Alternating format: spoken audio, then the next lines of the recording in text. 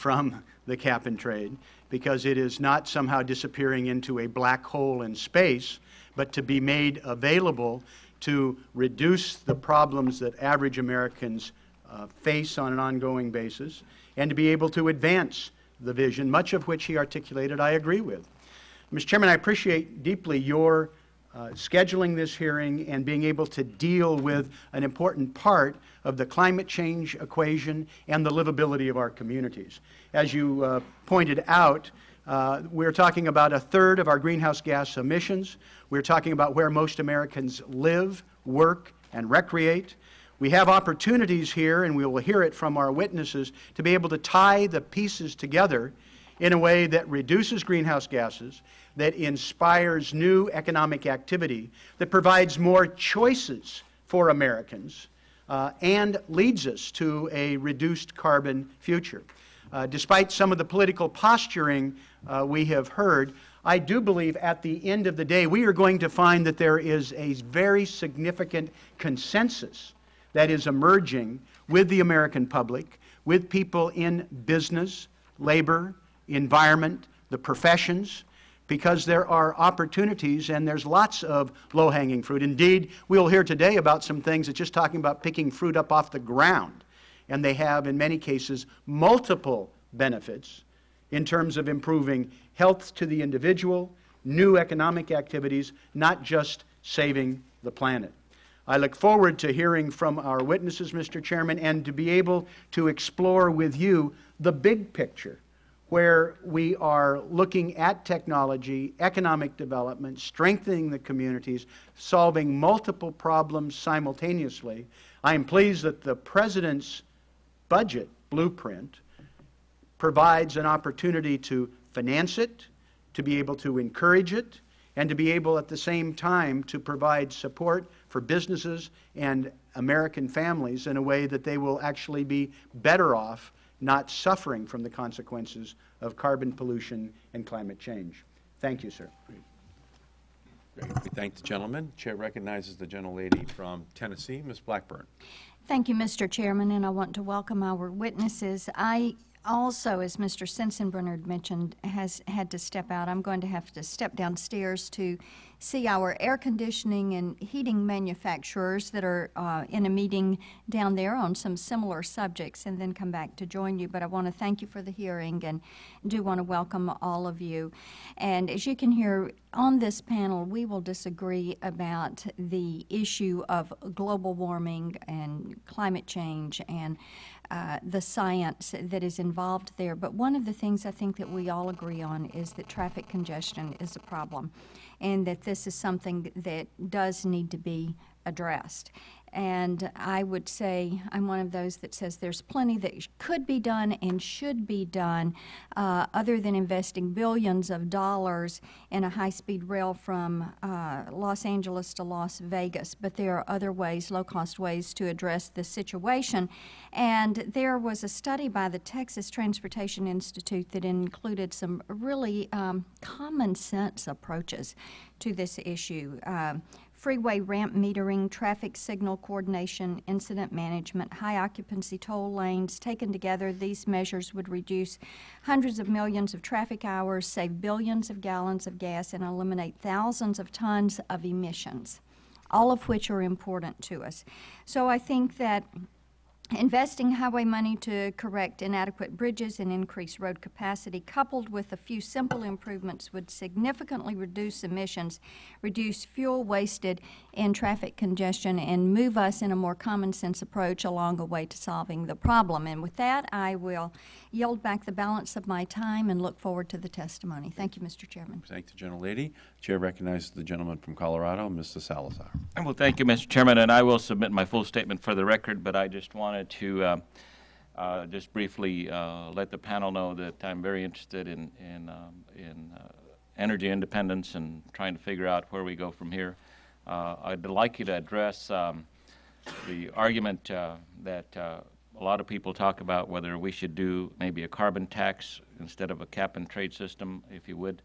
But I also wanted to commend the second panel, John Deere. I'm a farmer by trade. I run nothing but green tractors, and I want to commend you for your fuel efficiency efforts in that respect, and so thank you very much, Mr. Chairman. I yield back. Great. We thank the gentleman. The chair recognizes the gentleman from Missouri, Mr. Cleaver. Thank you, Mr. Chairman. I have an abbreviated statement. I think we are at an unusual moment, and if you deny global warming, that's fine. We're the only people on the planet with a sizable group still saying that there's no climate change, but we do have an unusual moment here in that nobody can argue that putting CO2 in the atmosphere is good, no matter what you believe. That just can't be good. I'm trying to find somebody who thinks that we need to suck it up. So it's not a good thing, but some good things are happening. We are at a 52-year high with transit ridership, and I think that is a good thing. I think it was brought on by two things. One, when we had the tremendous rise in the barrel of oil, which ran gasoline prices up, and then the economy going down, people not able to buy new cars, and so they've gone to transit. And so what I think we've got to do is figure out a way to create the most ecologically and environmentally sensitive system of mass transportation on the planet. Any nation who has a system superior to ours creates embarrassment to us. And so I think I'm interested in hearing your ideas and suggestions, and look forward to your comments. I yield back the balance of my time. Great. The gentleman's time has expired, and now we'll move to our very distinguished witnesses. And our first witness this morning is Mr. Peter Varga, who is the CEO of the Interurban Transit Partnership. He is in charge of operating the urban transit system in Grand Rapids, Michigan, called the Rapid. Grand Rapids has become a leader in green buildings, mass transit, and other environmental initiatives. Mr. Varga previously worked in transit management and safety in Muskegon, Michigan, and Santa Cruz, California. We welcome you, sir.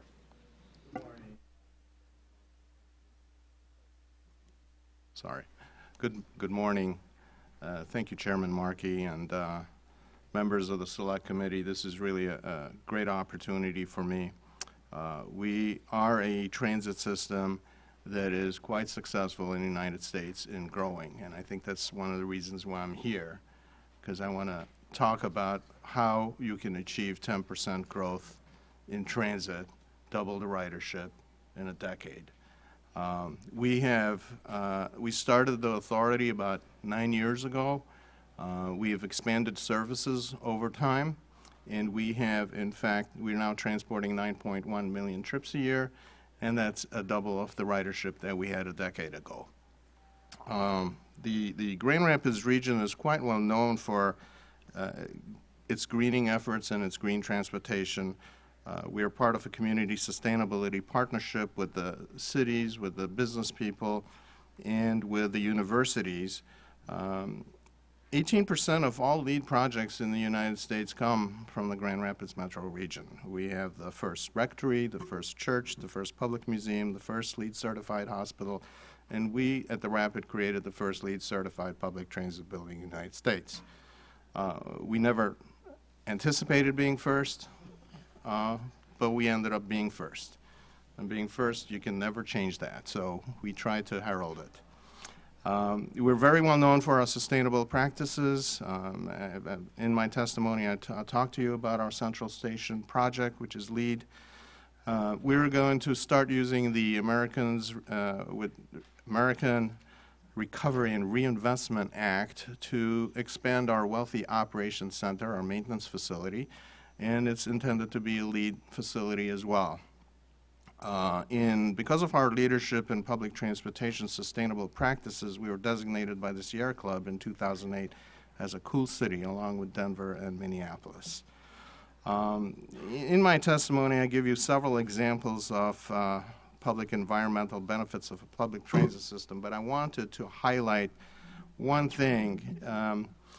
Currently, there are more than 10 billion trips taken yearly on public transportation. With each additional billion trips taken, oil consumption can be reduced by 420 million gallons and our carbon footprint reduced by 3.7 million metric tons.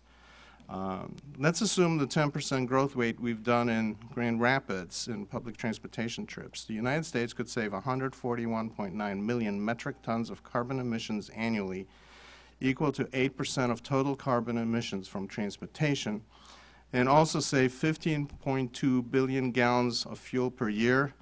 I don't know how much we get from the Persian Gulf, but if it equals that, that would be worth it, wouldn't it? I've also put in some more statistics and information in my testimony talking about how individual actions impact the environment and how we can reduce carbon footprint. I'm not going to go through them, but I really wanted to talk to you about investment in public transit. With an average return of 6.1% in investment, we could create millions of American jobs, generate enormous public and private revenue, and make the country more economically and environmentally efficient. At a time when our country has been calling for stimulus, sustaining a 5.5% growth in public transportation could support 5.3 million jobs, and a 10% growth could support 8.9 million jobs. So one of the things I did want to talk to you about is, and I have in my testimony how Grand Rapids specifically has benefited from its public transit system. The highlights I would like to say is we're starting to do a BRT project under very small starts. It's called a Silver Line, and we've completed a streetcar feasibility study that shows that it's feasible in the downtown area, and we're trying to create a public-private partnership to develop it, because currently under the New Starts program we are incapable of actually pushing streetcar forwards. We have significantly improved transit services in the last decade, and we've doubled our ridership, as I said. The importance of this is that I do believe that the United States can double its ridership as well with the right kind of public investment. The primary reason why I'm here today is to give you the how can Congress support local and regional public transit. You could increase the availability of funds for fixed guideway projects like our proposed bus rapid transit project and other modes like light rail, commuter rail, and streetcar. You can make available funds for non-motorized options such as walking and bicycling. You can reduce the transportation cost for Americans through investment of public transportation. If you could summarize, please. I will sum it, sorry. In sum, I have indicated in my testimony that there are several ways that federal climate and transportation legislation can affect positive change.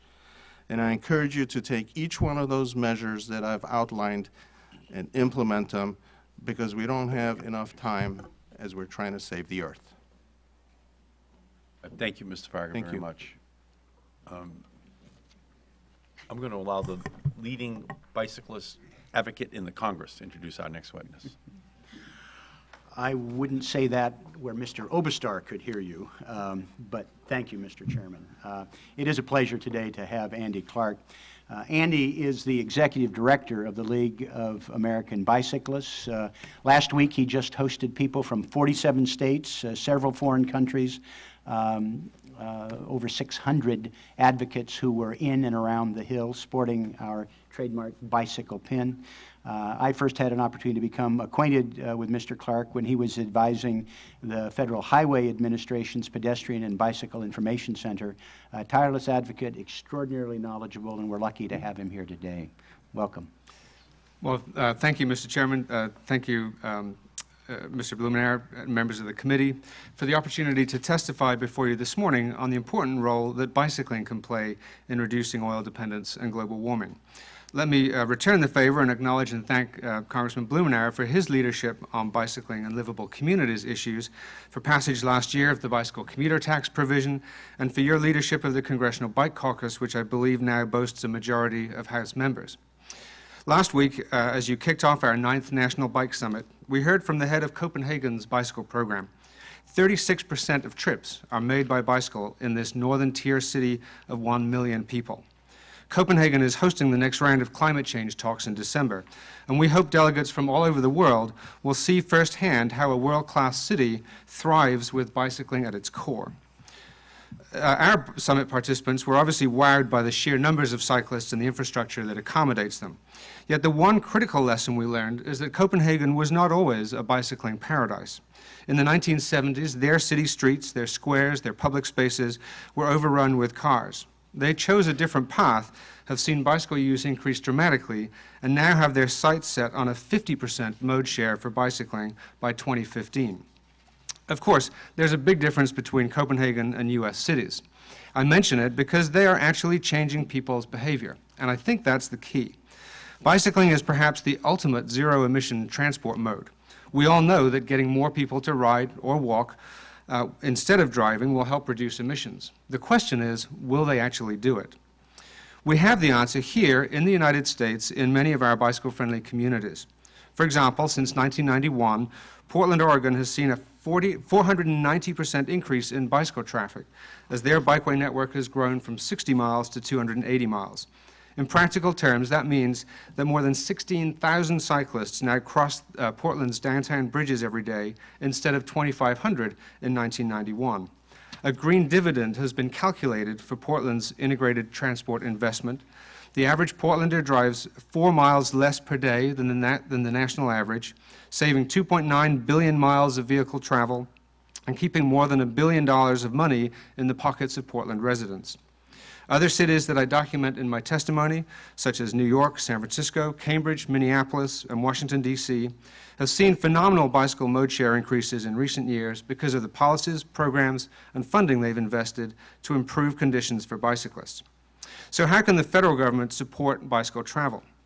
Climate change legislation and the next transportation bill will direct hundreds of billions of dollars to transportation projects. And it's essential that a significant percentage of that investment completes bicycling, walking, and transit systems in our cities. A recent survey by the National Association of Realtors found that close to 90% of Americans agree with that approach.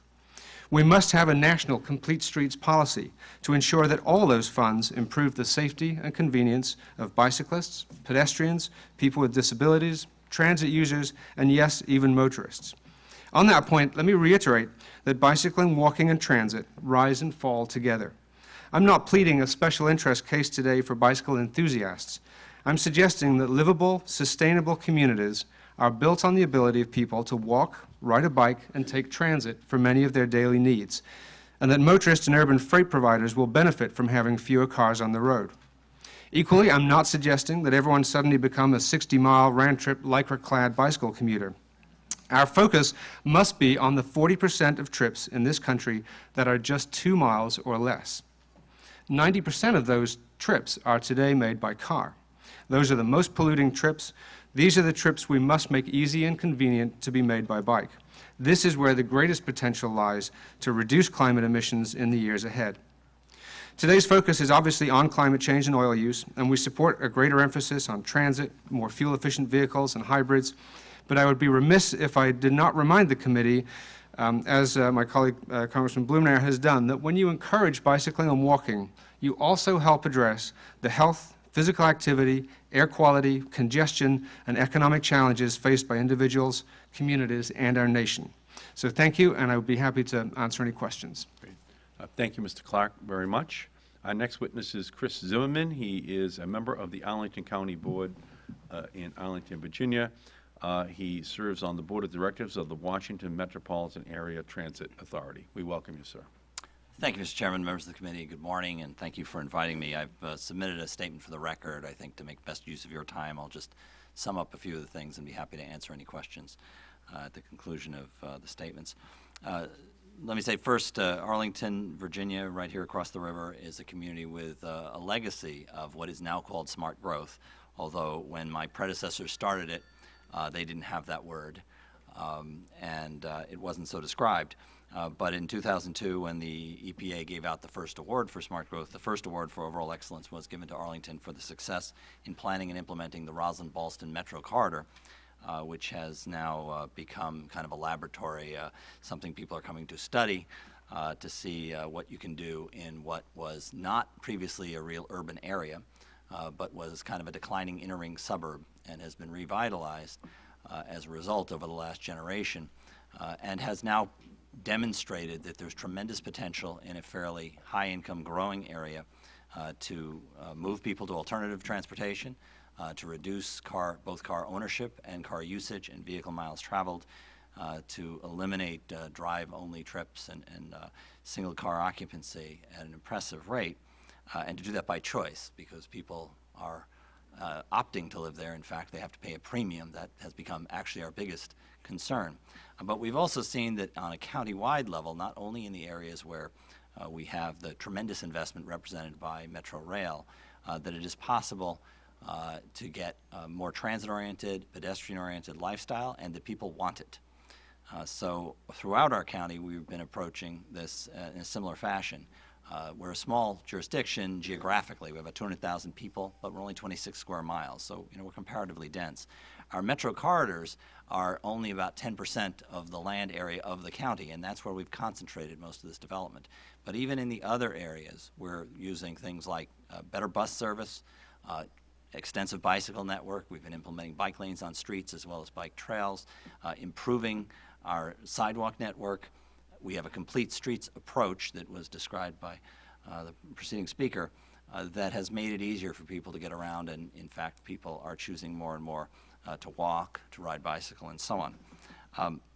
Just to give you a rough idea, between 1996 and 2008, our county added 13,000 housing units, over 1,300 hotel rooms, 5.5 million square feet of office space, 1.3 million square feet of retail, over 23,000 residents and 11,000 workers. During that same period, traffic trends were basically flat, and transit ridership grew by 44%.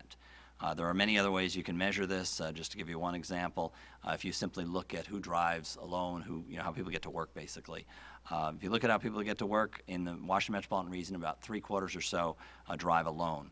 Under the most recent survey we have, which was 2006, before the big run-up of gas prices, a majority of our residents do not drive alone to work. Only 47% of them do that. That's countywide, not just the metro corridors. Whereas more than 1/4 of them take the train, 12% take the bus, 6% walk, 3% bike. All those numbers are up since just 2000. In just the course of this decade, we've been able to move more and more people. Again, they're doing it because they choose to do it, because we've made it attractive, and increasingly it's what people tell us they want to do. I will say that the approach we've had is a comprehensive one. It centers first on land use and key decisions that have been made over the years and integrating transportation, but it includes other components as well, including a commitment to alternative fuels, which we have, for instance, in our bus system, which are CNG, to a green building policy. We had the first green building policy in this region going back 10 years ago now, when not a lot of people knew what LEED was. And we have approached it in little ways too, with things like car sharing. We have car sharing available. I should say in this we somewhat copied Portland. We straight out stole your orange poles that you put on the street there. That seemed like a good idea. And so we have zip cars now, we had flex car, and we'll invite any provider at every one of our metro stations and in other places, so that many Arlingtonians make that their second car, including my family. Instead of owning 2 cars, you don't need to pay the insurance on it, but you have the second car when you need it. So there are a lot of little things you can do. We have a comprehensive transportation demand management policy that relates to all new development, that promotes transit usage by whether it's people working in an office building or multifamily residential, and I could go on, but obviously time is limited. Let me finally just say that I think there are a number of things the federal government could do that would be more helpful for this kind of policy in localities around the region, including making transit investments easier. Obviously, we use more funding, but it's also what you have to do to go through the funding. And I will mention that outside our metro corridors, one of the things we're trying to do is implement a streetcar like Portland's, and there are many obstacles by the current state of federal policy. Thank you, Mr. Chairman. Thank you, Mr. Zimmerman. Just so you know, Mr. Zimmerman, all the times that you mentioned Portland, so this hearing is Mr. Blumenauer's idea. So, so one more idea, we have to run up the flagpole. And our final witness is Mr. John Balzel, who is the President and CEO of CalSTART, which is a nonprofit organization based in California that works with public and private sectors to develop advanced transportation technologies. We welcome you, sir. Did I pronounce your name correctly? Bozell. Bozell. Mr. Chairman. Bozell, okay. Thank you very much. Very much appreciate this opportunity today. My organization has been working clean truck technology for the last 15 years. We are a fuel and technology neutral organization, so we work with companies working on biofuels, natural gas, hybrid fuel cells, etc. While we're regional sounding in name, we're actually in this space working nationally. We have an office in Denver, and our chairman is Fred Hansen, the general manager of TriMet in Portland. What is possible from the clean truck sector? I think the California AB 32 climate change goals are possible relative to this sector, meaning a 20% reduction below 1990 levels by 2020 and an 80% reduction below 1990 levels by 2050. I am a technology optimist. I do believe it's possible. Next slide, please. Actually, next slide after that. We have two key technologies that I think are ready and available to go today are hybrid trucks. We've got a variety of different technologies, plug-in, hybrid electric, and hydraulic hybrid, all are viable. These are U.S. companies producing these core technologies. We also have now 3 major manufacturers that are producing natural gas trucks, and I think those are also ready to go and show a way to reduce our dependence on oil. Next slide, please. A key for natural gas, a key fuel that we ought to just be developing right away and doing what the Swedes are doing very effectively is biomethane. It's taking biomaterial, putting it in a digester, letting it cook for about 3 weeks, cleaning it up, and then putting it into the pipeline or directly into vehicles. The Swedes are doing this very effectively, and they are in compliance with the Kyoto Accord. And it's something that's there, low tech, ready to go. We should be doing it. Next slide. And this slide just shows that the potential between biofuels and hybrids is something we really ought to take advantage of. Florida Power and Light has taken one of our hybrid trucks, is running a biodiesel 30 on it, and this truck today is getting a 70% reduction or displacement of oil between the hybrid technology and the biodiesel. So it's something that's here and ready to go. I think there should be continued support of both bio and renewable diesel, as well as investment in the next generation green diesel technology, which companies like UOP and Amyris are developing. Next slide, please. I think there are going to be niche opportunities for pure electric trucks. FedEx is deploying these delivery vans in London, and I would say that one reason that they're doing it is because of the congestion pricing policy in London has reduced the cost of these trucks in the London area. Next slide, please. I would say that, let me just make a few more comments on technology, is that other viable approaches are fuel cells and hydrogen. I think they're a little more at the R&D phase and need additional investment in that area. And I would say that the Federal Transit Administration has done a very good job of helping develop that technology in buses. There was a very good, robust program in the T-bill, last T-bill, and hopefully there will be a low-carbon bus R&D program in the next T-bill. And there are also opportunities to advance the core diesel technology. There's waste heat recovery, lighter weight materials, lots of different approaches that we can use to make even basic diesel technologies more viable and more efficient.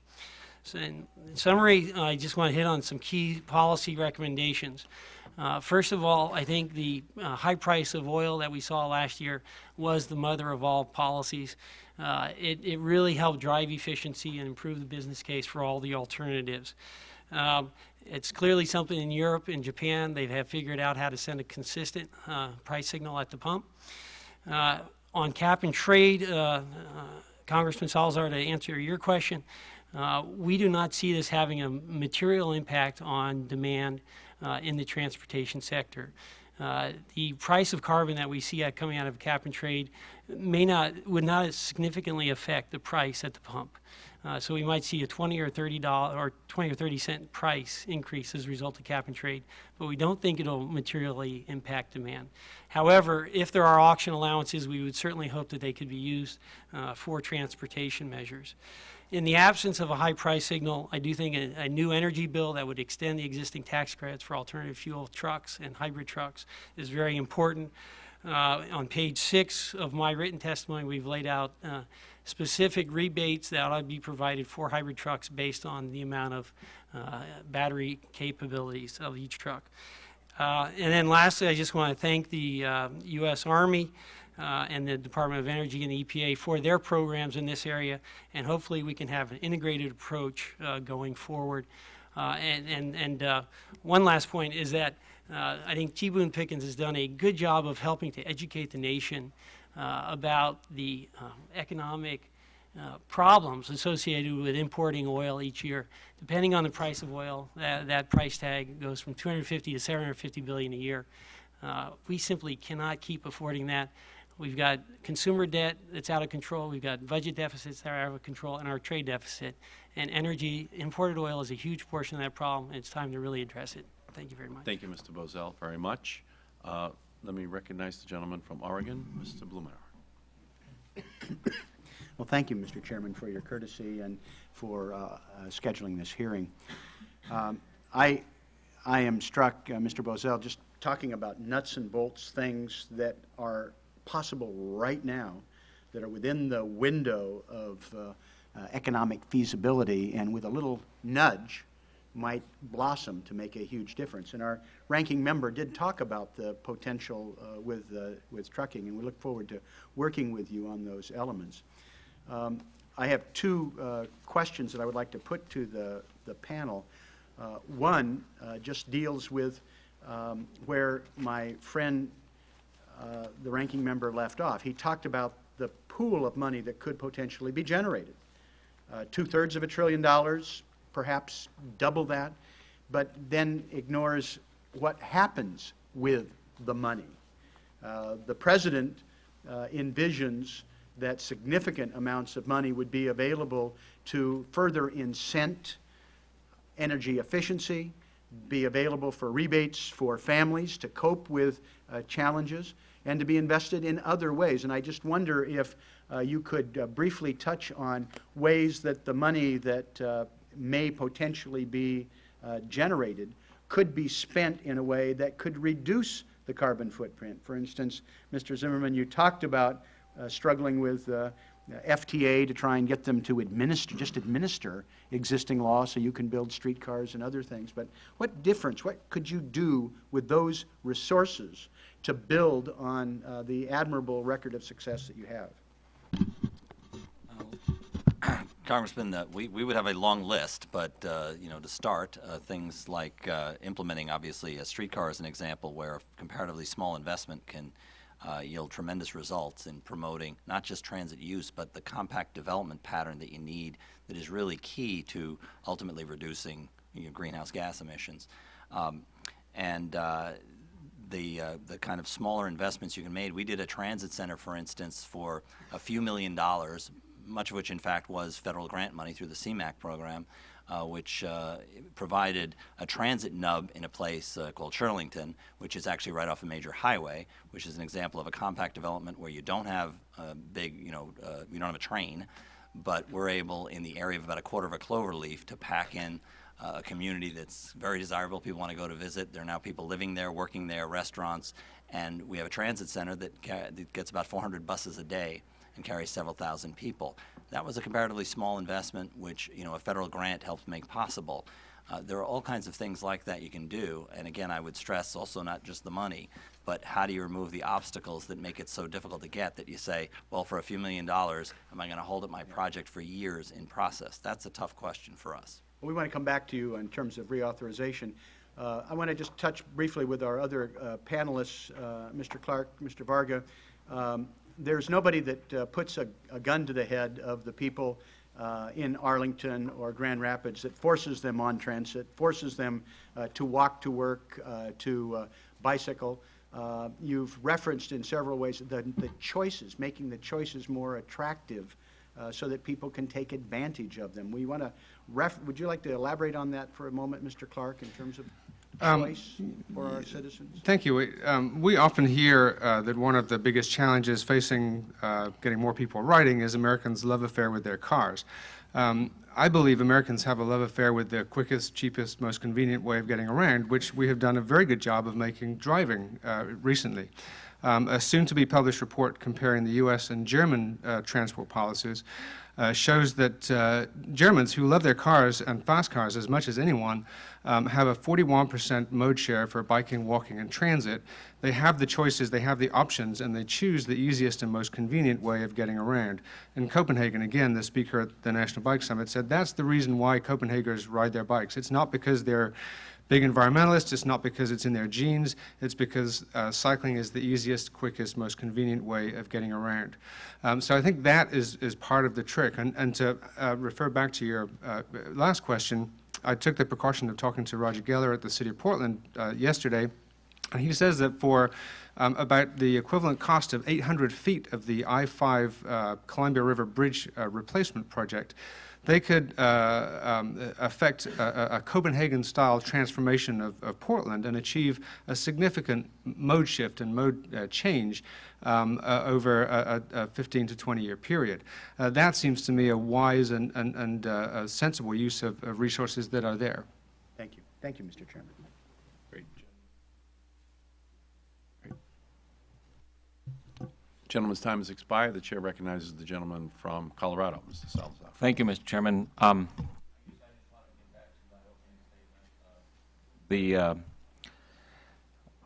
Could you address the argument of should we just put a carbon tax on this and utilize that money to, develop new greener technologies and things like that, or should we do the cap and trade?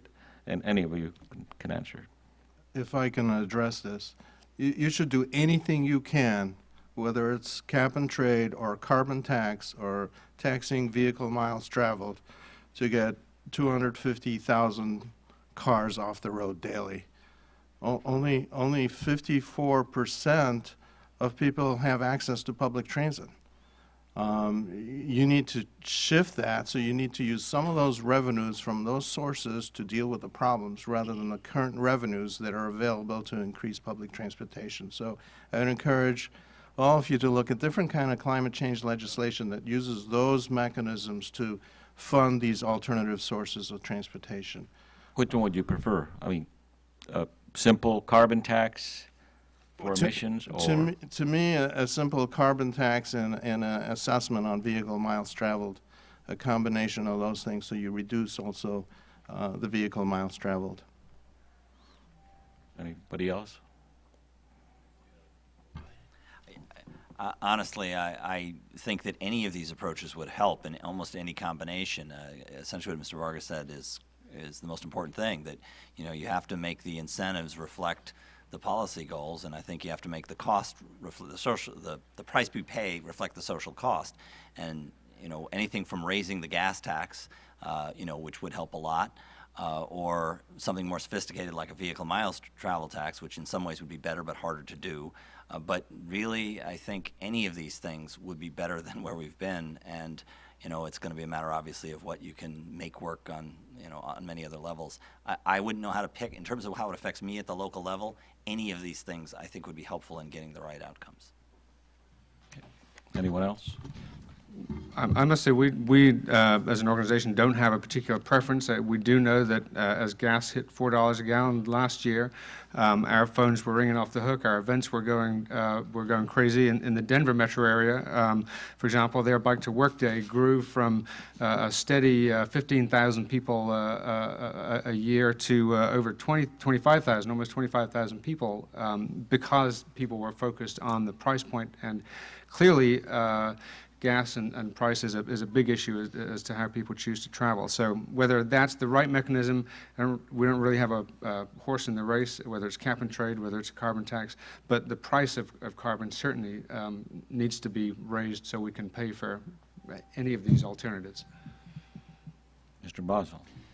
I would just say that in general, I don't know that a carbon tax is going to generate a higher price at the pump than a cap and trade program would. I think they end up, when you see the proposals, they end up sort of having the same net impact. So in terms of demand, I don't know that there's a huge difference. I do think it's critical, how the revenues get spent. I want to applaud Mr. Sensenbrenner for his bill talking about the need for additional funding for hybrid truck R&D. We've got to find a way to fund projects like that. And so I think that's critical. I will say that in California, there's a proposal being put forth to a commission that's looking on how to revamp the state's funding system. And one of those is that there be a surcharge on gasoline and diesel, recognizing that a cap and trade program would not have a big impact. Okay, and briefly, Mr. Bostel, you talked about innovative technologies to create more efficiency, I believe, in some of the work you're doing. Are you aware of Zimmerman Industries in Colorado that uses an Apollo space mission technology that has been able to increase internal combustion engine efficiencies by as much as 40%? We are quite aware of that very impressive firm, Mr. Salazar. I think they've got some very interesting technology, and they're one of the reasons why I'm an optimist about what can be done to really cut oil use and carbon emissions from the truck sector, because there are technical solutions out there. We just need the right kind of policies that encourage that they be used, and I'm afraid that $2 a gallon gasoline doesn't really do that. Thank you. Thank you, Mr. Chairman. Thank the gentleman. The chair recognizes the gentlelady from California, Ms. Spear. Thank you, Mr. Chairman, and thank you to all the panelists. I'm struck by the statement I heard earlier today that Americans love their cars fast, heavy, and big, which is all very true. And, in California, where I am from, we are all very sensitive to in the environment, being energy efficient. We've got the AB 32 law on the books, but I go to my local dealerships and they tell me that overnight the popularity of hybrids dropped like a rock, and the big heavy SUVs were once again popular. We're trying to direct Detroit to build cleaner, more energy efficient cars, and yet it's all about supply and demand. And how do we address that? Well, I don't know if that's directed at me in particular, but I'll start. I think, again, it's a matter of what we're incentivizing. I think, while there's undoubtedly some truth to the statement that this is what people want, I think that is overstated, because we've essentially been subsidizing automobiles and penalizing other things. If you create communities in which the only way to get a quart of milk is to get in your car, then obviously you're going to create great preference in driving, especially for anybody who needs to be able to get a quart of milk. On the other hand, I think the evidence indicates, when you look particularly what's been happening in real estate over a period of time, people are opting for other things. They're paying a premium. The biggest criticism that we get of my community is, gee, it's too expensive. Everybody'd like to live there. But that is telling you something. We don't have enough competition in this kind of thing. Similarly, on the straight up question of cars versus other things, if we're making automobile travel easier because parking is free everywhere, but you have to pay to ride transit, well, you're clearly giving a disadvantage. So I think that the overall incentive structure will have a big impact, and I think that that's implicit in the point you were making, that we saw a tremendous change in market demand based on a fluctuation in a short period of time in the price of fuel. So stabilizing the price of fuel at a more realistic level, which would frankly be higher, reflecting the other impacts of its consumption, would go a long way, I think, to generating the right demand and allowing both manufacturers to know, not only of automobiles but of other products, to know that it made sense to invest in them and bring the return. And over time, I think, again, you'd see the behavior change as well. And again, I don't know the best way to do that. If all you did was tax gasoline at a more sensible level and stabilize the price at a higher level, you'd have tremendous effect. Many of these other things would work too. Some of them might work better. But somehow you need a policy that does that. Otherwise, I think we continue to get into this fluctuation that you were describing. and the complaint from people trying to do either policy at the local level or manufacturing goods, saying, you know, can't count on what's going to happen next. What I would like to say is that you should really incentivize public transportation, bicycling, walking versus using your car, where you're putting your investment. If you're putting your investment into making it easier for people to buy cars, use cars, then you're not creating the kind of land use patterns that really help people move to communities where they can walk easily, take a bicycle, live in the neighborhood, use public transit, get rid of their car. It takes an adjustment. It took me an adjustment to get used to my hybrid car. You know, but my other car is the bus. And, you know, we have to think about what's important. What's important is to save the earth. I mean, there were 2 shows last night that talked about global warming like we're still debating it. Yet we're dumping sand on the beaches nearby here because the sand is being eroded because of global warming. We're spending money the wrong way. We should be spending our money incentivizing a change in behavior. And you have to change behavior. Maybe just add to that and say that I do think that the way we do our planning can really be improved. And in California, there has been new legislation passed, SB 375, that will require metropolitan planning organizations to help come up with sort of a carbon footprint analysis and plan to reduce emissions and vehicle mile traveled. I think Mr. Blumenauer is considering legislation along these lines that might also be helpful at a national level, and then if we start building in requirements that we reduce emissions through better planning, lower carbon trucks, and through the goods movement industry, then I think you know, we can see some progress. Let me just applaud that, because it reminds me a lot of the housing element requirements in California, that by virtue of requiring the housing element and having a percentage of low-income housing, communities were forced to develop those percentages. So it sounds like a good plan, Congressman. We'll talk. Thank you. Mr. Inslee.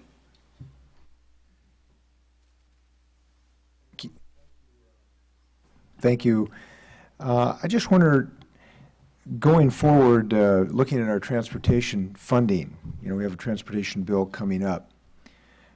We have all these great ideas for giving Americans multiple transportation choices, which I really think this is all about, between single occupancy cars, bikes, buses, trains, sidewalks, you name it. How should we think about the division of our financial resources between those? Has this group thought about what the target ought to be for modes that have the capacity to be safe, reliable, and reduce, you know, our impact on the environment? Should there be a target in that regard regarding the disposition of our resources, and how would that target relate to where we are right now? I can't say that I've run this by my colleagues on the panel here, but speaking for the America Bikes Coalition, which is a coalition of the national bicycling organizations, the numbers that we are commonly using are that currently 13% of fatalities on our nation's roads are bicyclists and pedestrians. About 10% of trips are made by foot and by bicycle. And we get currently between 1% and, on a good day, 1.5% of federal transportation funds being spent on those modes, significantly less if you look just at the safety funds. So there's clearly an imbalance that we would like to see rectified. Our goal that we'd like to see in this reauthorization is to find a mechanism to double the percentage of trips that are made by foot and by bike, to get us up to the levels enjoyed by many of our economic competitors around the world, and to do that through everything from Safe Routes to Schools programs, which get people thinking the right way at an early age, right the way through complete streets policies, which are supported by AARP and the realtors and a variety of other groups along those lines. So that's the kind of balance that we'd like to see more of in the next transportation bill. When you consider that something like 60% of transportation emissions are generated by passenger vehicles, and that's about 1/5 of total U.S. greenhouse, at least CO2 emissions, as I understand it, I think there is an argument for kind of targeting other modes and trying to promote them. But I'd say it's not only a matter of funding those. but of how policy overall winds up incentivizing what you do. So, for instance, you know, when you have tax policy that is promoting free parking, that's a factor. But you also have to consider how you give out whatever money you give out, so that if you had a policy that were rewarding the kinds of investments, not only in the modes you want, but also rewarding the supportive policies that, for instance, we administer at local level. I mean, most land use policy is local policy. Some states, you know, govern it, but mostly it's the most local thing done. And yet, what you need to do if you want to get a project funded, whether it's a road, transit project, or any of it, doesn't really depend on a whole lot of that. And the practices in the past have tended to be independent of that. In fact, they've tended to promote exactly the wrong kind of thing. So, you know, if somehow you were rewarded for the fact that you're investing in existing commercial areas, that you're, you know, that you have land use policies that promote compact development and transit orientation, not just transit adjacency, rather than rewarding people because they're going faster over longer distances solely, I think that that could have a really big impact. Let me start at the beginning. If you don't have a goal, you don't get there. I guess the question is, should we have a goal for our transportation policy and appropriations coming up here this year? Yes. Of a I would given, say yes. of a Yes. everybody's saying yes. Let me ask the question first. It's a great panel. Of a given, you know, of a given CO2 emissions per mile traveled in America. Everybody's saying yes to that, I assume. Is that? I'd say yes, but my only concern would be when you try to set the goal nationally, you have to set it in a way that doesn't wind up being too low, but on the other hand takes account of those areas that have already done some of the right things, and how do you not punish them for having done some. I mean, I don't think it's an easy thing or a simple thing to do, but with that qualification, then I think, yeah, you should set targets. Quick question. I've been talking to the Better Place folks about establishing an electric infrastructure for charging electric cars. Just got a BlackBerry this morning about Spain moving in a very serious way to provide a public infrastructure for charging electric cars. We're now looking at some permitting issue up in the state of Washington to allow that to move forward. Some people have expressed concern about that ending up being a monopoly of one company if they come in and provide all this infrastructure. I think that can be handled, but I just wonder if you have any insights on how we provide this electric charging infrastructure. That's a very timely question.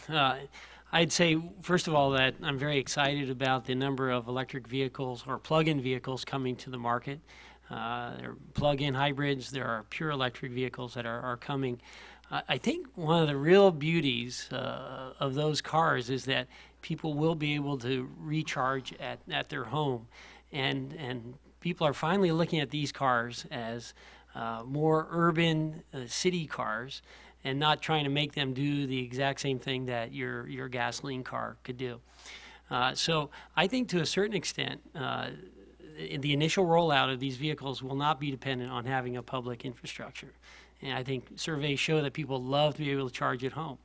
But I do think that as we roll out this infrastructure, it is very important that there be a consensus within the industry, within utilities, car manufacturers, that we don't get into a beta versus VHS kind of debate.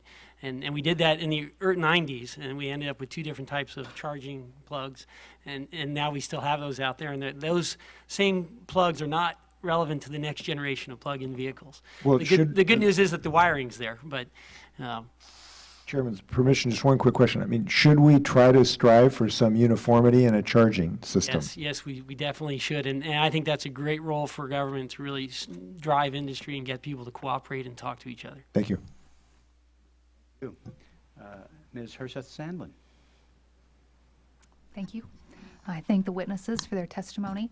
I represent rural America, represent South Dakota, and I want to make sure that as we move toward a greener transportation system that our needs and opportunities aren't left out of the discussion. Our transit systems certainly may not have developed quite as far as urban transit systems to date, but there are certainly challenges to overcome, but opportunities as well. The miles that we put on vans and buses as most transit fleets offer services hundreds of miles away from base communities, is something that needs to be addressed. Most towns in South Dakota have to compete with cities for the incentive grants offered by the Federal Transit Administration and Federal Highway Administration to help upgrade to greener and more fuel-efficient vehicles. But many folks that I hear from in South Dakota are excited to take part in the new green transit system and are certainly doing their part to reduce emissions, utilize homegrown clean biofuels, and become more energy efficient. Moreover, many of our towns face the unique opportunity to be able to build up green, fuel-efficient fleets from the very beginning. For example, River Cities Transit in the state's capital city of Pierre, we pronounce it Pierre, not Pierre in South Dakota, as you know, is at the forefront of our state in utilizing E85 vehicles and other fuel-efficient vans and buses. They're also working to purchase the first hybrid van in the state to be able to be used for public transit. And they're excited to see if hybrid vehicles are a workable option in our state. Now, River Cities Transit is also working closely with many of the 9 sovereign tribes in South Dakota to help them build up their fleets with similar vehicles and encouraging their leaders to make smart decisions now that will save both money and reduce emissions. So I guess I'm wondering to what extent your organizations or other organizations that you're familiar with have been reaching out to rural communities to share with them strategies for developing green transportation systems, as well as anything that you're aware of in terms of organizations or initiatives to reach out to Native American tribes. I can talk a little bit about that. The issue here is that let's look at Europe. In Europe, you have rural communities, you have urban communities, yet you have an integrated transportation system.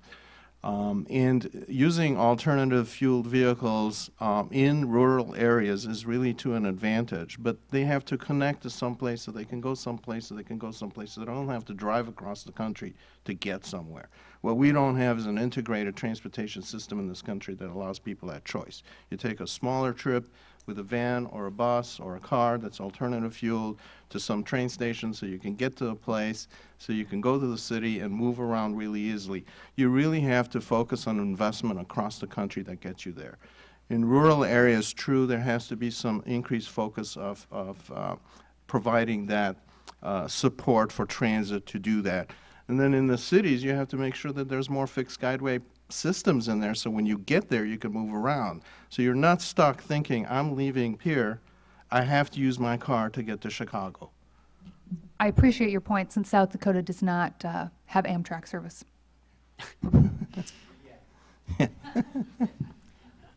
I just want to say, Congresswoman, that one of the programs we're really working hard to develop is a fuel called biomethane, which is taken from biomass, and it can be the Swedes. I'm not sure if you were here earlier, but then when I mentioned it, but the Swedes are developing this fuel. It's a renewable form of methane, just like the natural gas that we use today.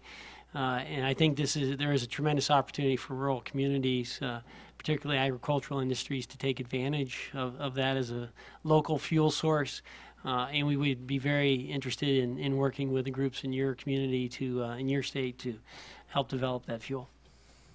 If I may, four very quick points. Number one of our most favorite bicycle-friendly communities in the U.S. is the Tucson area. And when they applied for designation as a bicycle-friendly community in 2006, they got the gold designation, and included in their application 2 Indian nations, the city, the county, the state DOT, the regional MPO, and it was a truly regional application, and was one of the first times that really had happened, and all those different parties had worked together to put together a program like that. So we're beginning to be able to say, yes, we can answer that question in the affirmative. Second thing I'd say is that in many rural communities, they're an ideal size and setup, perhaps often with the exception of a U.S. highway or a state highway that might run through the middle of them and be a significant barrier.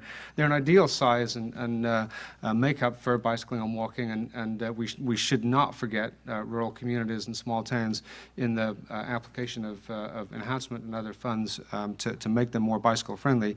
And there are perfect examples like the Mickelson Trail, which are not only great transportation corridors, but a huge recreation opportunity community. And studies from the province of Quebec to the Outer Banks of North Carolina to the city of Portland show the enormous economic impact of cycling on a local economy and the national economy. And some of that is in my written testimony. Thank you, Mr. Clarke. And just for the record, the Mickelson Trail is through the Black Hills of South Dakota and very popular recreation, named after our late Governor George Mickelson in South Dakota. I deeply appreciate your bringing back to the notion of how we're going to meet the needs of all of America. And I've enjoyed our conversations about rural and small town. And the point you raise is one that I hope we can pursue with the organizations that are represented here about scale of community, that we don't count some people out just because there are artificial formulas or constructs where they don't qualify. And the other thing is just the capacity, that there are many communities that you represent where there may not be the institutional support to be able to navigate these things, and being able to make them friendly is something that I appreciate your continually bringing us back to it. Dramatic lack of attention to Native Americans where transit is awkward, but if you don't drive, you're in trouble. And the application of technology. And I look forward to continuing that with you and subsequent efforts, because I think this is a missing ingredient that doesn't get the attention, and I appreciate your laser-like focus. Well, thank you, Mr. Blumenauer. I, too, appreciate your genuine interest in addressing the infrastructure needs of communities large and small in every region of the country, particularly throughout the Great Plains region, as we've discussed, both in farming and ranching communities and Native American communities, and not just developing new infrastructure, but maintaining existing infrastructure. With this focus on transportation today, I appreciate your sentiment. Thank you. Thank you. Our chairman has a tradition of giving each witness 49 seconds to summarize their thought, if there's something they want to punctuate or something that was left off, or and we just give each of you a quick minute to wrap up as you see fit. Mr. Varga? Thank you. One of the things that has not been mentioned much is streamlining the whole federal process of getting transportation dollars. It's taking us 9 years to build a PRT project that's $40 million in cost. How civilized is that? The other thing is, I think that land use patterns must be incentivized, tied to public transportation, tied to all these forms of transportation. And it's only using those energy efficient land use patterns tied to transportation that's going to change what we're trying to achieve here. So thank you very much. Thank you. Mr. Clarke? I would go back to the one statistic that I think is perhaps the most surprising, and which even I have to keep checking to make sure I'm not making up, and that's that 40% of all the trips in U.S. metropolitan areas are 2 miles or less. Those are the trips that we can have some impact over. And I would close by saying that you may recall that in 1985, the World Bank famously issued a report on transport in China that failed to mention the word bicycle. I would hate to come back 25 years from now and look at climate change legislation and a transportation bill passed in this Congress that fails to really adequately address bicycling and walking and transit. I think you're safe. Mr. Obastar will make sure of that. Mr. Zimmerman. Thank you. I'd just like to mention, I guess, quickly 3 things. The first, what Mr. Varga said, tying transportation to land use, supportive land use policies, I think is key. Funding the right things. Right now, only about 20%, I think, of federal funding is transit, and making it easier to get that is key. And then adjusting the other policies that don't really make it possible to do. It's not only it's not only the how hard it is to get the grant, but it's also what's rewarded, and taking into account things like housing and how they relate, linking housing costs in related to overall benefits and that kind of thing, I think will make the biggest impact, and ultimately allowing federal policy to promote the kind of behavior that you're looking to see at the local level that will really have an impact in this area. Super. Thank you. Mr. Massell? Mr. Chairman, three last comments. One is that I want to just emphasize that I think transit has been an early adopter of clean, low-carbon, heavy-duty vehicle technology, and it often gets tested out and proved there in transit because of the public funding of transit. Then it gets adopted later on by the trucking industry, and then later on by the commercial construction equipment. And particularly as we look at greening construction, highway construction, building construction, there's a real opportunity to develop a lower carbon off-road vehicles, construction equipment to do that. But it starts, I think, with sort of a bus program, believe it or not. Secondly is under the next T-bill, we would love to see, much like we've had the Safe Routes to School, a low-carbon route to market for trucks. The demonstration program where we take a corridor and we say this is going to be a demonstration low-carbon goods movement corridor. And then lastly is I think there's a huge opportunity if we do invest in this sector to be a world leader in terms of heavy-duty green vehicle technology. We can be exporting this product. In many countries, the biggest, fastest growing countries, 50% of their vehicle population are commercial trucks and buses. They don't have the kind of per capita vehicle ownership that we have in this country. So if we develop this product, we get it down to a decent price, it can become an export product and can be a global solution. Super. Thank you very much for helping us build this record. We're going to have, and we'll move to our second panel here, we're going to have people dropping in and out, and as you've noticed, this is broadcast, so there are people that are actually monitoring, so we want to just drive ahead until we have, and not wait for the chairman. So we'll have ask our second panel to come forward, because the second part of the equation that we are concerned with deals with how we put these pieces together. There are so many elements that are involved with our built environment and the infrastructure that are profoundly affected by the carbon input of how we build it, how we manage it, what we build it from. We are pleased to have on our second panel representatives that speak to construction materials, people who can talk about how we actually, the practices in affecting the building, and last but not least, some of the equipment that is used by the materials and the people who build it. Our first witness will be Erica Guerrero, a manager of government affairs and corporate social responsibility at Holcim International, a leading global manufacturer of construction materials. She's here today from Waltham, Massachusetts, the chairman's home district, has worked on corporate sustainable development strategies and worked throughout North and South America. We welcome you here today and invite you to proceed as you're ready. Well, thank you, and I guess I'll have a little bit of a different accent from Massachusetts, so bear with me with that, please. Yeah, we often need an interpreter with our chairman. Okay, so good morning, and thank you for having me here. It's a privilege to appear before you today. As you said, I'm responsible for government affairs and corporate social responsibility of Holcim. We are one of the world's largest producers of cement, and that's essential ingredient in concrete. I want to highlight the need for increasing the use of concrete to reduce the overall greenhouse gas emissions. Innovation is key to reducing CO2.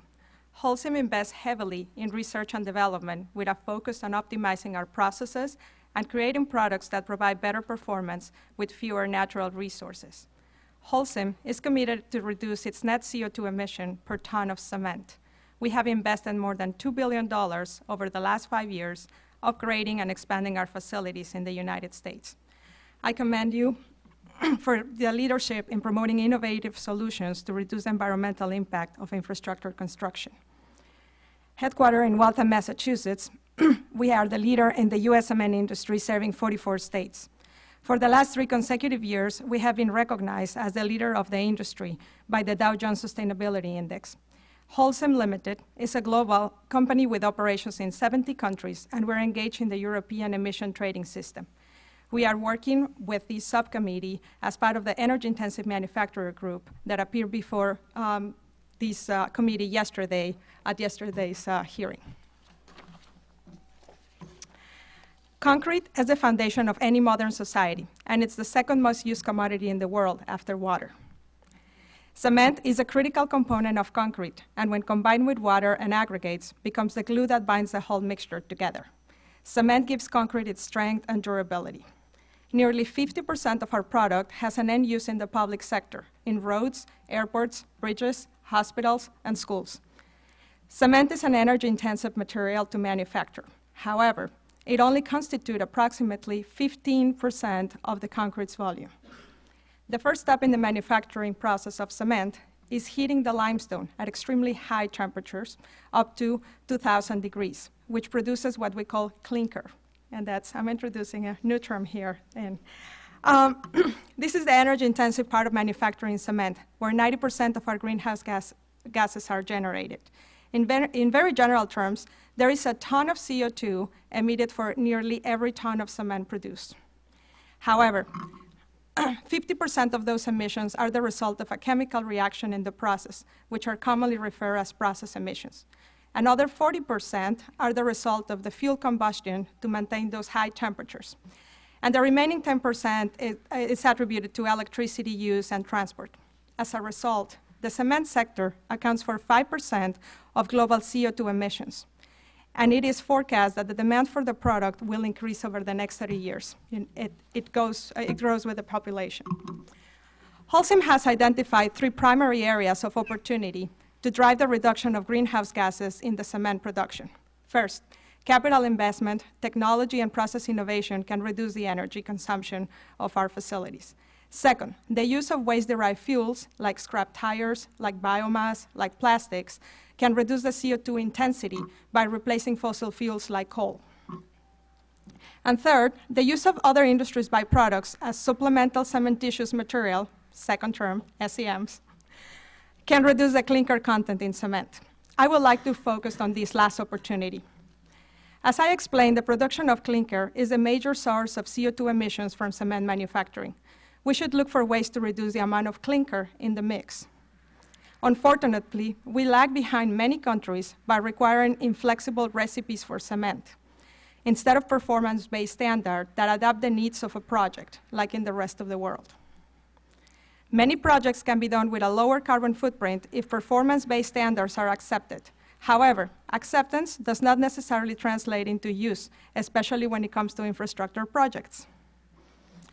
Holcim encourages the development of a unified performance-based specification for cement with support from ASTM and AASHTO that ensures that cement produced in the United States meets all technical requirements while affording producers the opportunity to innovate and develop new products. We believe that in order to be effective in the reduction of greenhouse gas emissions through the consumption of blended cements, national acceptance of performance-based standards and a preference for the use of these products needs to be led by federal and state governments. I sincerely thank you for your time, and I again appreciate this opportunity to speak about the linkages between infrastructure development and global challenges of climate change. Well, thank you. We appreciate your adding your voice. It's something I don't think is appreciated in this broader conversation, and I appreciate your being part of our hearing today. And Mr. Weaver, what do you do with all this cement? We are a concrete paver, so that plays right into. I guess I should introduce Mr. Weaver as the Highway Division Chairman at the Associated General Contractors. As we all know, AGC is a leading advocate for infrastructure investment at the federal level, and I would say at the state and local level as well. Mr. Weaver is Vice President of Weaver Bailey Contractors of El Paso, Arkansas. And we deeply appreciate your joining us today and the leadership that AGC has been exhibiting on so many of these interrelated problems. Thank you, and I do follow Scott Williams from your district, as he was chairman last year, and I will have another accent that you haven't heard today. So I'll skip my first paragraph. AGC is the oldest construction association in the United States, representing contractors that build all forms of infrastructure. Construction is the delivery system for a cleaner, healthier, and safer environment. Studies show that improving our highway transportation infrastructure to allow vehicles to move freely through existing bottlenecks will significantly reduce greenhouse gas emissions. Also, increasing transit ridership, which we have transit members that build transit, by improving existing systems and constructing new ones in congested urban areas will also have positive impacts on reducing greenhouse gas emissions. And as important as providing these needed infrastructure improvements is the way these improvements are made. Our industry has a long history of developing construction techniques and practices that enhance the environment. The federal government can assist in these practices by offering appropriate incentives, but it's important that we learn from the lessons of the past and not try to mandate one-size-fits-all solutions. In many cases, recycling and reuse of construction debris is cost-effective and would decrease the amount of waste sent to landfills, may reduce transportation costs, lower energy use, and thereby reducing greenhouse gas emissions. My own company, Weaver Bailey Contractors, on 3 jobs in urban Little Rock area, recycled over 500,000 square yards of original interstate concrete pavement into 276,000 tons of base course that was put back underneath the highways and reused. We estimate that that saved 18,400 loads of virgin materials that would have been hauled to the job site from a quarry up to 30 miles away, which caused a savings of 100,000 gallons of diesel fuel, and it lowered the emissions caused by the job. Similarly, recycled asphalt pavement allows contractors to add milled asphalt to new mixes, lowering the asphalt content of the new material, which saves oil, lowers cost, and reduces greenhouse gas emission. Every ton of recycled asphalt from construction, which is the millings that you see, the milling machine, results in the elimination of 0.03 tons of CO2 emissions. Some states are resistant to using RAP, and AGC believes incentives would help these states overcome their reluctance. Soil modification is another green practice that we use in the highway business. In many construction situations, on-site soils are not acceptable as subbase materials. This requires the material to be dug up and replaced. So instead of removing the unsuitable material and putting it somewhere and digging up new suitable material and replacing it, which has caused scars on the land, a variety of additives can be used: cement, lime, fly ash, and other chemicals. And this saves fuel and reduces the emissions by the need to haul things off and haul things back in, and it also helps the traveling public with the decrease in traffic. It's important to note the construction industry is not in itself a significant source of greenhouse gas. According to EPA estimates, equipment used in construction generates only 0.86% of total U.S. greenhouse gas emissions due to the combustion of fossil fuel. AGC opposes government mandates to modify equipment already in use or to replace such equipment via regulation or contractual requirement. Such retroactive requirements place the financial burden of a largely public benefit exclusively on the private contractor. They also have the potential to render a company's fleet prematurely obsolete and wipe out its net worth, which is how we are able to bond jobs. However, improvements in greenhouse gas emissions could be achieved by replacing older equipment with newer and more efficient equipment. AGC recommends the creation of an investment tax credit to encourage contractors to replace older equipment with new models. Newer equipment is extremely more energy efficient, it's operator friendly and safer, and the new engines are designed to have a lot lower emissions of particulate matter and NOx. Reducing particulate matter and NOx and black carbon can have a positive impact on global warming. In addition to the environmental benefits from replacing old equipment, there would be an economic benefit as well. With a downturn in the construction market, contractors are purchasing less equipment, both for their current workload and the future, because our future market is uncertain. U.S. equipment manufacturers have been forced to lay off a significant number of workers, because of the decrease of new equipment purchases. While the recently enacted stimulus program provides significant infrastructure investment, it does not create the type of long-term market opportunities until we have a full economic recovery and we see what the new highway bill will be. A tax credit would offer an incentive for contractors right now to buy new equipment. In conclusion, AGC believes that the efforts to further the use of construction techniques and practices that have a positive environmental impact should be encouraged. AGC cautions against creating mandates that attempt to impose specific construction practices. AGC believes that partnership approach will produce better results for achieving the national goals. Opportunities will be available when surface transportation reauthorization legislation is considered later this year. AGC is evaluating proposals thus far, including the Clean Tea Act, and we look forward to working with this committee in the future and trying to enhance our transportation system and our environment. Thank you. Super. Thank you. Our final witness is Mr. Dominic Riccolo, Senior Vice President at John Deere, the green equipment that our friend Mr. Salazar mentioned. He's responsible for sales and marketing in the worldwide construction and forestry division. He's previously worked in wholesale finance and directed the Hitachi Construction and Mining Division. John Deere is a leading provider of products and services for agriculture and forestry, and we deeply appreciate your joining us today and look forward to your testimony when you're ready. Thank you very much. On behalf of John Deere, I would like to thank the distinguished members of the committee for the opportunity to testify today on constructing a green transportation policy. I'd also like to go on the record for thanking Mr. Salazar for his kind comments about our products and companies as well. For 171 years, John Deere has enabled human flourishing by offering solutions to those who produce food, fiber, and fuel, beautify and protect our environment, and build and maintain our homes and critical infrastructure. During this period, Deere has invented, manufactured, and sold worldwide hundreds of models of construction equipment, as well as the engines powering them. Deere created these tools with a consistent purpose, improving productivity and efficiency. Just as productivity and efficiency drive Deere's product innovation, we suggested it should also drive our nation's infrastructure policy. America's infrastructure directly affects economic, social, and environmental well-being. Every day, we all rely upon our roads, bridges, transit, rail, and other infrastructure to survive and thrive. Despite our dependence on it, the nation has taken infrastructure for granted and permitted it to fail into disrepair without concern for its sustainability.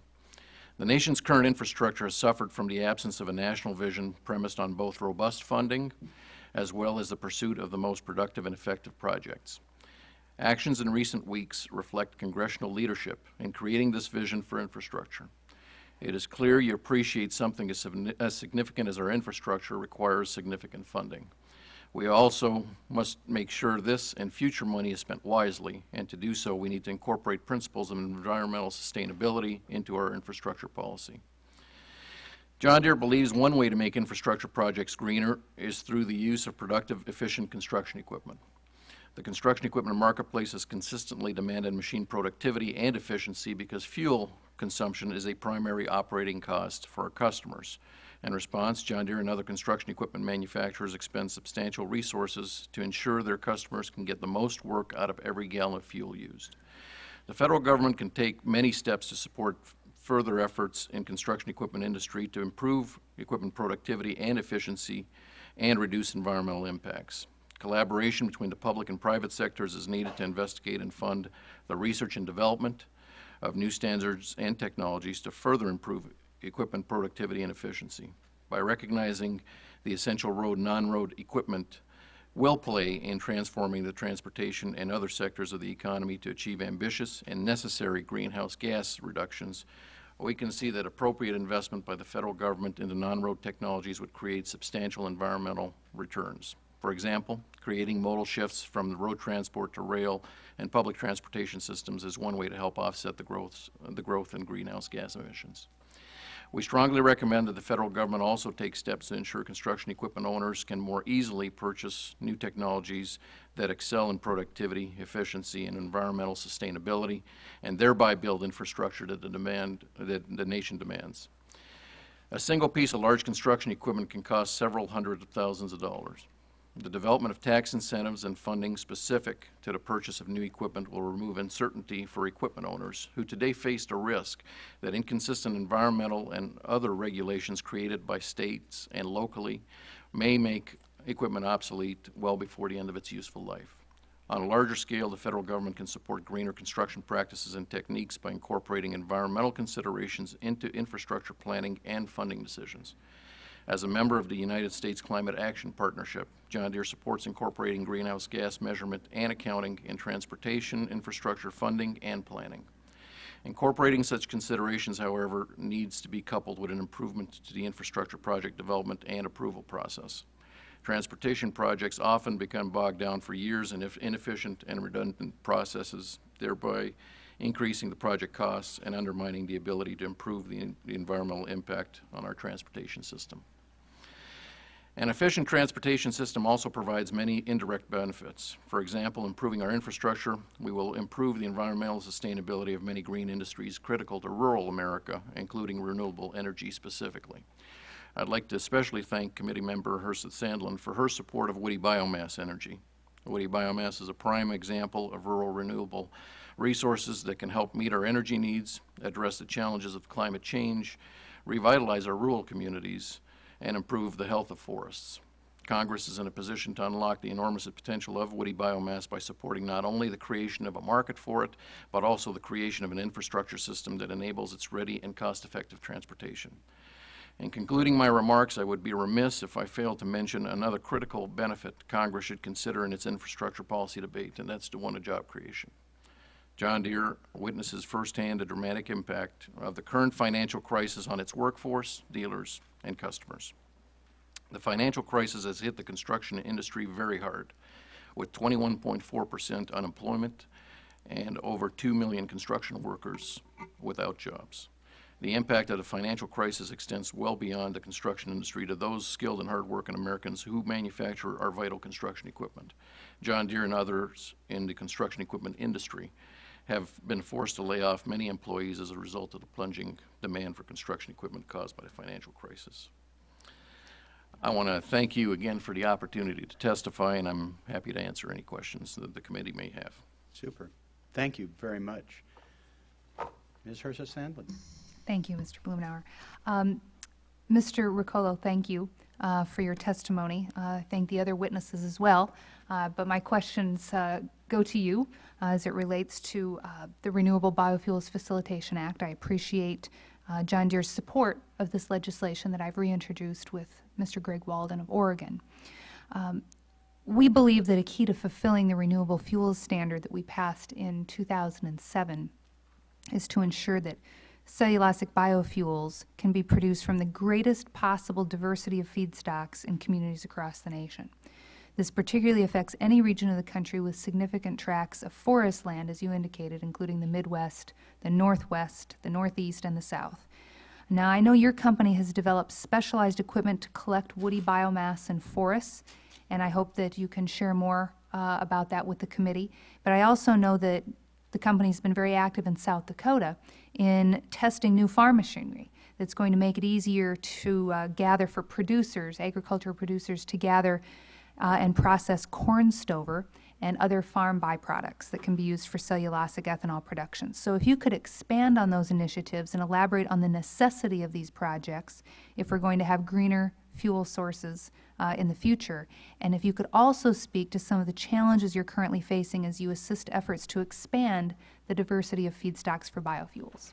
Certainly, I'll try to hit on all those. I think there was a number of topics in your question, and be glad to address that. Relative to woody biomass, yes, we do have a product, and it's essentially referred to as an energy bundler, if you will. It goes about collecting residue off the forest floors, if you will, either after a logging operation or just it naturally exists, and actually promotes the health of the forest, if you will, also reduces certain risks, as you know, as forest fires, and essentially takes this residue and compresses it in a way that that creates kind of bundles of material that can be used in cogen plants and so on as an alternative form of energy, and certainly one that's renewable. So on the forestry front, that is the purpose of the wood biomass in particular. In terms of biomass that comes from either corn stover or other forms of agricultural products, we have several projects underway there in terms of really developing the technologies associated with turning agricultural residue, if you will, into other forms of energy, be it fuels or otherwise. And I'm being with the Construction and Forestry Division, not the expert necessarily on agricultural biomass efforts, but would certainly, if there's more specific questions, more than glad to take those questions back and get back to the committee with those specific answers. Thank you. And also for the record, just as Mr. Salazar mentioned his familiarity with John Deere's equipment, I too spent many hours of my youth on the green machines there on the family farm. Thank you for your testimony. Thank you to our entire panel. Thank you, Mr. Chairman.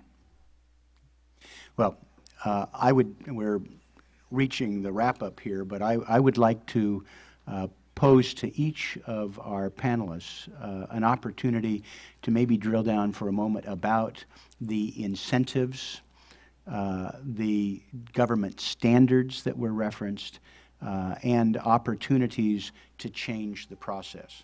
Part of what we've heard from our witnesses so far is a little frustration at a time when it can get a little complex. Mr. Zimmerman referenced his frustration with not being able to actually get a project through the federal process, which ends up providing delay, driving up costs. Mr. Weaver, I think you referenced it. I'm curious if you would like to just start at first talking about what the government specs should be, how the federal government, we're dealing with reauthorization now of the Surface Transportation Act, which expires in 6 months, and I think will be reauthorized by this Congress. If you want to touch on how specifically you think we can help by driving some different standards and opportunities, not just for pilot projects, but maybe something that's performance-based that would enable us to make it easier to use the new processes that you reference, and to make it easier to not have to jump through hurdles to be able to incent some of the state or local governments to take some of the innovations, not just to be able to recycle, but you're saving landfill and energy. Want to take just sort of each panelist make a brief comment about the specification issue? Well, thank you for the question, and it's certainly a complex issue that this legislation will be addressing on greenhouse gases. And I think one of the first points is to look at these legislation in a holistic way and really trying to link, in our case, the intensity of cement on producing greenhouse gases, but with the benefits of concrete as an eco-efficient material when it comes to highway infrastructure. In terms of the specs, I think there's a lot that federal government can do in terms. There are specs for blended cements or performance-based standards. The problem is that they're not utilized across the board. There are only a handful of states that really recommend on their projects these performance-based standards. So I think there's an opportunity to mitigate the impact of greenhouse gases by the usage of blended cements if it's a federal mandate for performance-based standards rather than just a recipe or a prescription of cement. We don't need the same cement on strength on our driveways that we need on our highways. Mm-hmm. And that will drive a lot of innovation on our industry and the entire sector. Super. Mr. Weaver? Yes, I would like to see the Department of Transportation coordinate across all of their entities, Federal Transit, Federal Highways, FAA, their specifications to be a little more uniform on the use of recycled material and locally available material rather than speccing some exotic things that have to be transported great distances. And like the FAA specs and the Federal Highway specs are totally different. And according to her, the minimum cement content at the end result spec, if let us do our own mixed designs on asphalt, concrete, we got to guarantee it. Let us come up with what we think will work and prove it rather than the state or the federal agency telling us what we have to use. But making it performance-based, as long as it does the job. Yeah, I'd rather call it end result rather than performance. But end result, they want 3,500-pound concrete that's going to last 50 years. Instead of telling us how much cement to put in it, we can substitute maybe some rock or sand, some locally available materials, and make it denser and better than what they specify. Thank you. Getting back to the part of your question in terms of maybe some of the frustration you sensed here, especially in terms of the creation of incentives or some of the inconsistencies in regulations from state to state or municipality to municipality when it comes to some of the requirements associated with equipment. I think one of the things is that there has been some consistency in terms of what the EPA has come out with, where it kind of gets extrapolated, if you will, at the state or local level. I think is what causes a lot of the uncertainty that Mr. Weaver expressed as well in his opening statements. And I think that into itself, finding some mechanisms that do incentivize construction contractors, if you will, construction equipment owners, to acquire new pieces that will move the needle, if you will, relative to greenhouse gas and emissions, and remove some of the fear in terms of obsolescence that a lot of these new regulations are causing, I think is one that would be a great step forward moving forward, and relative to the highway bill in particular, and the whole topic of infrastructure and where do we take the infrastructure going forward for the nation is certainly one that is complex, and I think the previous panel hit on a few issues of where it has to be balanced. The infrastructure requirements in rural America are certainly different than they are in more urban areas, and it is going to be certainly a difficult task in terms of achieving a balanced approach that addresses and at least touches on the needs of all Americans. Super. Well, let me just express my deep appreciation for your patience here with us today and laying out a very strong case for an element that doesn't get appropriate attention in our climate change discussion. A ton of carbon being generated by to create a ton of concrete is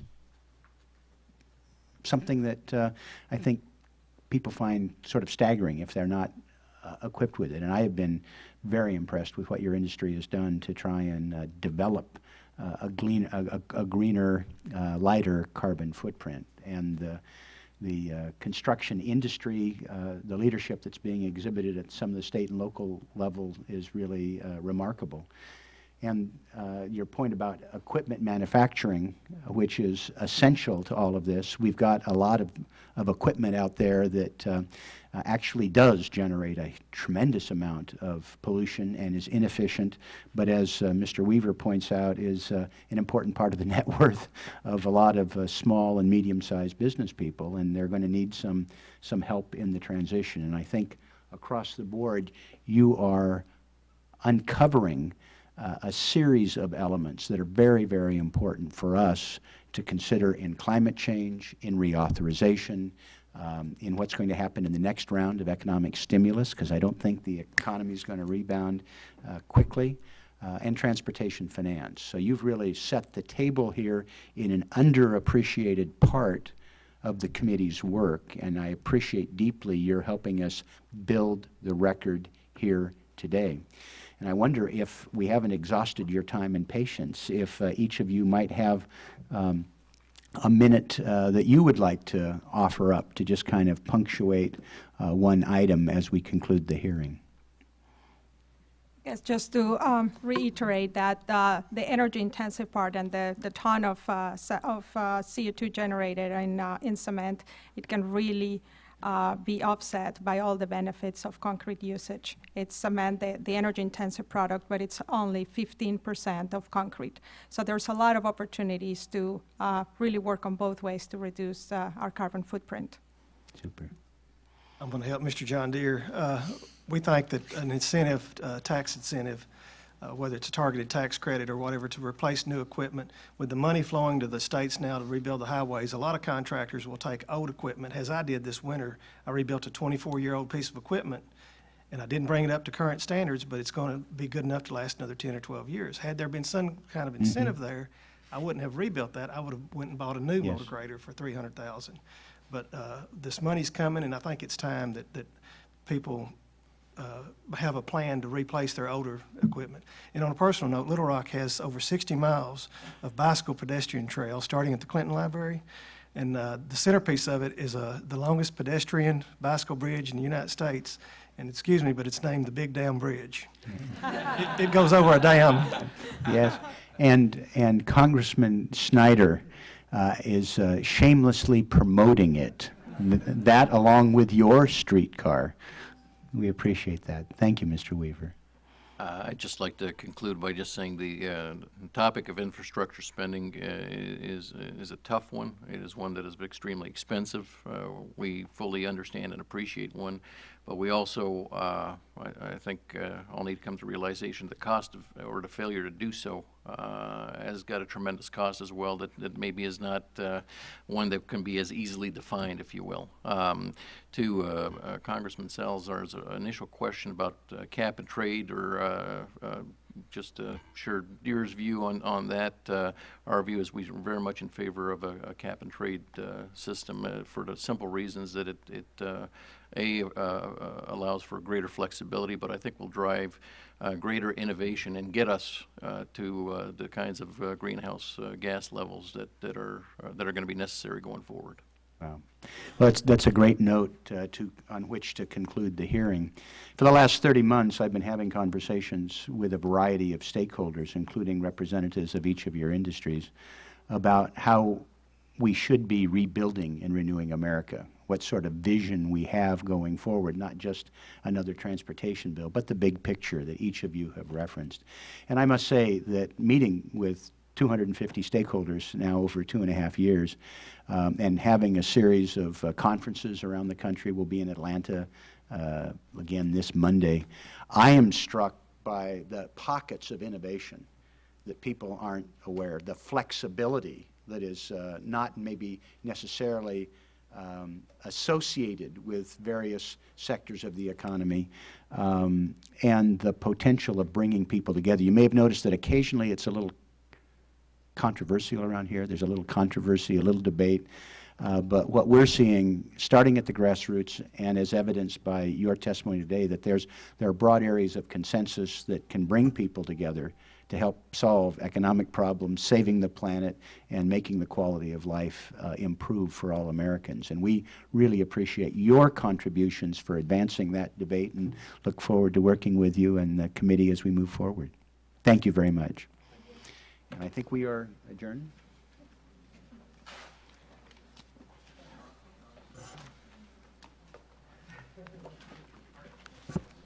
Thanks so much.